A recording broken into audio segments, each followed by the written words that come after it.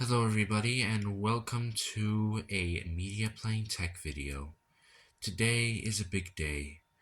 We are going to be installing Windows 7 and Windows XP on the Gateway NV79, or the machine that I like to call the Quadboot, as I plan to install 4 Windows versions on here.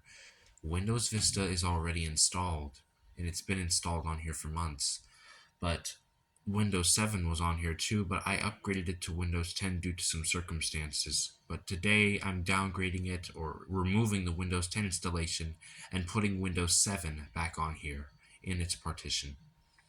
So right now we are currently booting into setup, and it'll be just a moment before I'm able to load into the Windows 7 installation.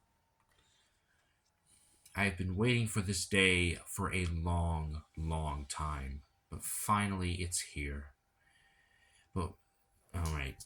Okay, setup is loading. We are coming in.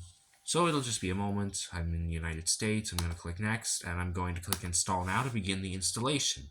So it'll just be a moment.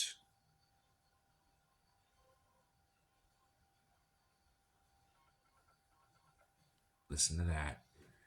Already feeling good. Alright. The software license terms.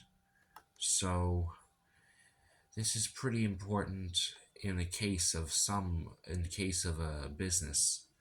Most people don't really seem to read this. It's very interesting. And the thing about it is, it's a piece of old software. Windows 7 recently ended complete support via the Windows uh, extended security updates program. And yes, Service Pack 2 is on here, and I'm going to be accepting the terms and clicking next.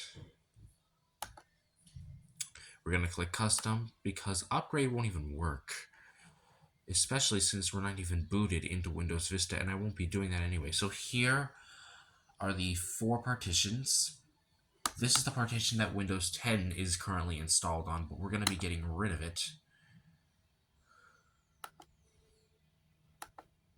Or really, I should have just formatted it, I don't know. Okay, so that's not a problem. We're going to be creating a new partition, and then, just a minute. So when we install Windows 7, this partition will get a name Windows 7. As you can see, Windows XP and Vista and 10 already have their names, although I might be putting Windows 11 on here through the clever means that Microsoft allows us to install Windows 11 on older hardware. And that'll be it for this portion of the video. We'll come back as soon as Windows 7 reaches the out-of-box experience. Thank you. Well, it looks like we're here. So let's quickly get on with it. And we're gonna put in the name, and then we're gonna put in the computer name down here. Hang on.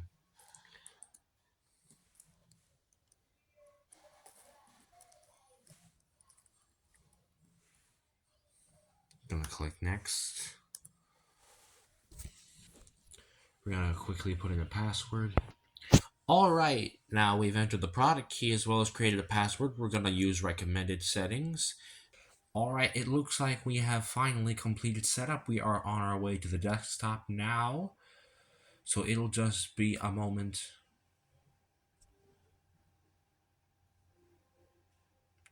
Alright, so after this, I think I might be changing plans. I don't know if I need to actually call to activate Windows anymore.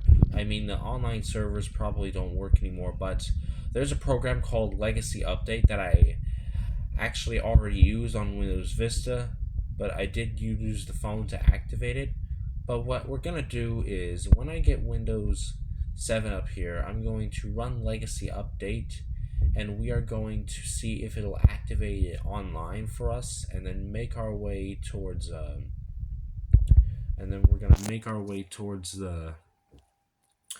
getting everything set up. Thank you.